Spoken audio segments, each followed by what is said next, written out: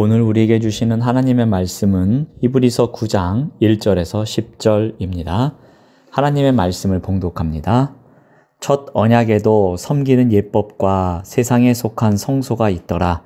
예비한 첫 장막이 있고 그 안에 등잔대와 상과 진설병이 있으니 이는 성소라 일컫고 또 둘째 휘장 뒤에 있는 장막을 지성소라 일컫나니 금향로와 사면을 금으로 싼 언약궤가 있고 그 안에 만나를 담은 금 항아리와 아론의 쌍난 지팡이와 언약의 돌판들이 있고 그 위에 속죄소를 덮는 영광의 그룹들이 있으니 이것들에 관하여는 이제 낱낱이 말할 수 없노라. 이 모든 것을 이같이 예비하였으니 제사장들이 항상 첫 장막에 들어가 섬기는 예식을 행하고 오직 둘째 장막은 대제사장이 홀로 1년에 한 번 들어가되 자기와 백성의 허물을 위하여 드리는 피 없이는 아니하나니 성령이 이로써 보이신 것은 첫 장막이 서 있을 동안에는 성소에 들어가는 길이 아직 나타나지 아니한 것이라. 이 장막은 현재까지의 비유니 이에 따라 드리는 예물과 제사는 섬기는 자를 그 양심상 온전하게 할 수 없나니 이런 것은 먹고 마시는 것과 여러 가지 씻는 것과 함께 육체의 예법일 뿐이며 개역할 때까지 맡겨둔 것이니라. 아멘. 오늘 말씀의 제목은 첫 장막, 둘째 장막입니다. 히브리서의 주제는 예수 그리스도의 탁월성을 입증하는 것입니다. 그래서 믿음을 지킬 수 있도록 인도하는 서신입니다.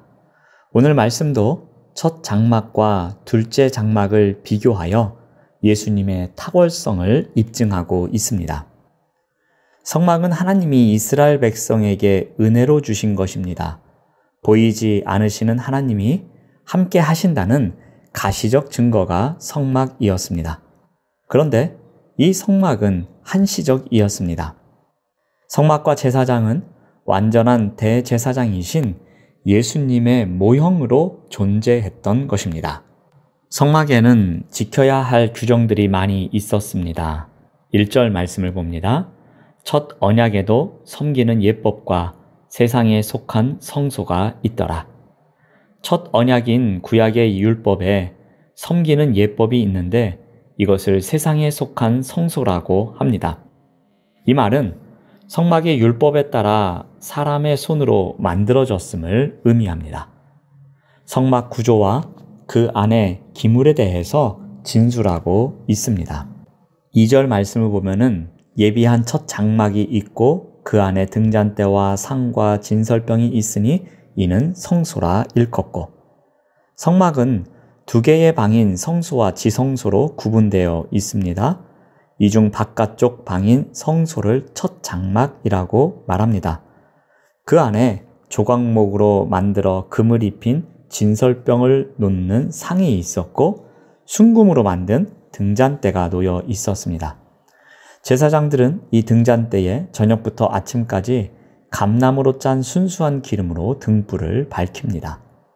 또한 3절을 보면은 또 둘째 휘장 뒤에 있는 장막을 지성소라 일컫나니 둘째 휘장은 성소와 지성소 사이를 구분하는 휘장을 가리키는데 그 휘장의 뒤편을 지성소라고 부릅니다. 지성소는 대제사장이 1년에 단 하루 들어가 속죄제를 지내는 곳입니다. 또한 4절 말씀을 보면은 금향로와 사면을 금으로 싼 언약궤가 있고 그 안에 만나를 담은 금 항아리와 아론의 쌍난 지팡이와 언약의 돌판들이 있고 지성소 안에 있는 언약궤에 대해서 설명을 합니다. 그리고 이어서 또다시 설명하기를 5절 말씀을 보면은 그 위에 속죄소를 덮는 영광의 그룹들이 있으니 이것들에 관하여는 이제 낱낱이 말할 수 없노라. 속죄소는 언약궤를 덮는 뚜껑으로 그 위에는 그룹들이 있었습니다. 언약궤의 뚜껑 위에 한 쌍의 그룹이 날개를 펴고 서로 마주 대하는 모습으로 서 있었습니다. 이와 같이 성막에 대한 이야기를 하면서 마지막으로 낱낱이 상세하게 설명하지 않습니다. 그 이유가 무엇입니까? 이제 성막은 옛 언약이 되었기 때문입니다. 즉 성막의 한계를 말하고 있습니다. 본문은 옛 언약을 설명하는 데 목적이 있는 것이 아니라 옛 언약과 대조적으로 새 언약은 완전하다는 것을 말하려는 의도입니다. 성소의 한계는 지성소가 가려져 있다는 것에서부터 출발합니다. 8절 말씀을 보면은 성령이 이로써 보이신 것은 첫 장막이 서 있을 동안에는 성소에 들어가는 길이 아직 나타나지 아니한 것이라. 성소를 통과해야 지성소가 보이는데 제사장 외에는 성소를 통과할 수 없었습니다. 그런데 지성소로 들어가는 길을 활짝 여신 분이 예수님이십니다. 예수님이 십자가에 달려 돌아가실 때 성소의 휘장이 위로부터 아래까지 찢어졌습니다. 주님은 당신의 몸을 찢어 죄인이 하나님께로 나아가는 길을 열어주셨습니다. 첫 장막인 구약의 성막은 하나님께 나아가는 길이 막혔음을 의미하는 것이라면 둘째 장막인 예수님은 하나님께 나아가는 길이 열렸음을 의미합니다. 예수 그리스도의 십자가에서의 속죄는 그에 의해 속죄된 자들이 하나님께 나가는 길을 열어 젖혔습니다. 그런데 첫 장막은 어떠합니까? 9절 말씀을 봅니다. 이 장막은 현재까지의 비유니 이에 따라 드리는 예물과 제사는 섬기는 자를 그 양심상 온전하게 할 수 없나니. 첫 장막은 현재까지의 비유입니다. 즉 예수 그리스도가 오신 그때까지 비유로 사용된 것입니다. 첫 장막은 예수 그리스도에 대한 모델이요 형상일 뿐입니다. 즉 성막은 장래에 오실 예수 그리스도를 가리키고 있는 것입니다. 첫 장막과 관련된 것은 육체의 예법일 뿐 개혁할 때까지 맡겨둔 한시적인 것입니다. 그래서 10절에 이렇게 말합니다. 이런 것은 먹고 마시는 것과 여러 가지 씻는 것과 함께 육체의 예법일 뿐이며 개혁할 때까지 맡겨둔 것이니라. 오늘 본문에서도 예수 그리스도의 탁월성을 강조합니다. 첫 장막과 둘째 장막을 대조합니다. 하나님께서 모세를 통해 허락하신 첫 장막은 어떠합니까? 이스라엘 가운데 하나님 임재의 장소로 주신 곳입니다. 이는 하나님께서 이스라엘의 하나님이 되시고 그들과 동행하심을 가시적으로 보여준 징표였습니다. 첫 장막 안에서 행한 모든 의식의 핵심은 하나님과 백성 간의 교제이며 관계였습니다. 그런데 여기에는 한계가 있었습니다.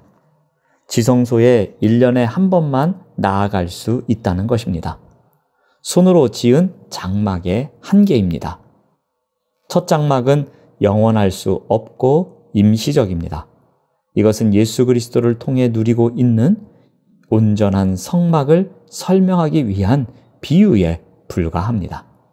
그런데 예수 그리스도에 의해 만들어진 둘째 장막은 어떠합니까? 예수께서 대제사장이 되셨습니다. 온전한 제물이 되셨습니다. 그래서 하늘 성소의 문을 여셨습니다. 첫 장막과 둘째 장막을 대조하며 예수 그리스도의 탁월성을 다시 한번 입증하고 있습니다. 믿음이 흔들리지 않기를 바라고 있습니다.